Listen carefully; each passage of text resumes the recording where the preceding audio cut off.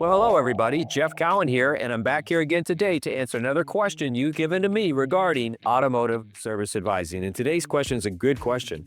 Why is believing in your product so important? Well, if you don't believe in your product, if you don't believe in the services that you're representing and what you have to offer to customer, if you don't believe in the brands, you'll never fully maximize or realize your full potential. It just will be nearly impossible for you to be 100% successful. So you have to like what you have to not only like your products, you have to love your products. You have to live and breathe your products if you truly want to be successful. So when somebody approaches me and they say they want to be a service advisor, because I've seen a lot of service advisors that would have been good if they would have ended up on the right service drive. So I think that's where we need to start. This is going to ensure that you're happy. So the first question you really want to ask yourself if you think you're interested in being a service advisor is where? Do you think you're more of a dealership type person or a non-dealership type person? It's a real question because there's two different worlds there. So let's assume that you say, I think I'm going to be more comfortable in a dealership. So now you're a dealership.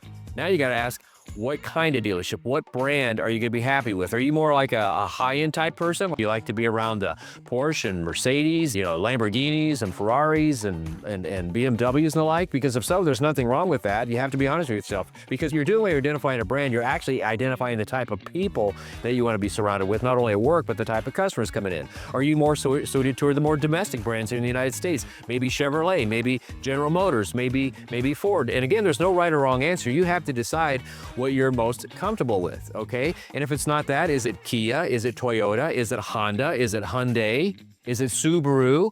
I mean, what brand are you going to be more comfortable with? Because ultimately, again, you're choosing the type of people you're going to be surrounded with at work and by customers. So once you decide that, chances are you stand a way better chance of being successful because, again, you have to love the job. You have to love your product. But let's say you're a non-dealership type person. You don't want to work in dealerships. You like dealerships. You don't like them for whatever reason. So, okay, if you're not going to be a dealership, you want to work for a national chain?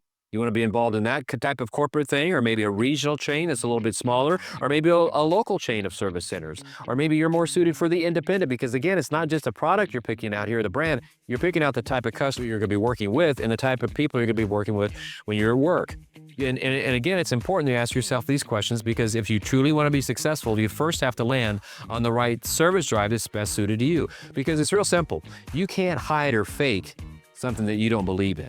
You might be able to short-term, but long-term, you just won't be able to fake it. And if you're not happy representing what it is you represent, you'll never again fully maximize your potential. And just take it from me. As I look back over my lifetime, I've run into all kinds of people. I know all kinds of people. I've done all kinds of things. I've made all kinds of mistakes and had all kinds of success. And let me just tell you this. If you never listen to anything else I tell you, please listen to this. Life's too short to be unhappy in any area.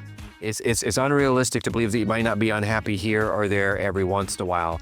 But long term, like in a job, representing a product that you're not in love with, life is just too short because you might go to bed tonight and be 22, but you're going to wake up tomorrow and you're going to be 50 or 60 years old and you're going to look back and you're going to say one of two things. You're either going to say, man, what a great ride that was. If there is such a thing as reincarnation, I hope I come back as me and get to do it all over again because it was that fun. Or you're going to wake up and say, where the hell did it go and what the hell did I do? And you don't want to do that because life's just too short. Live it, love it, become it. And it all starts with loving and believing in what you do. And I just gave you the formula to figure that out. So if you have any more questions in this area, then call me up, and I'd be more than happy to talk to you about it in more depth anytime for any length of time you want. But between now and the next question you have for me, you make it a great day. You make it a fantastic day because I don't know about you, but I love what I do. I love my brands. I love my products and hopefully you do too. See you next time. Take care.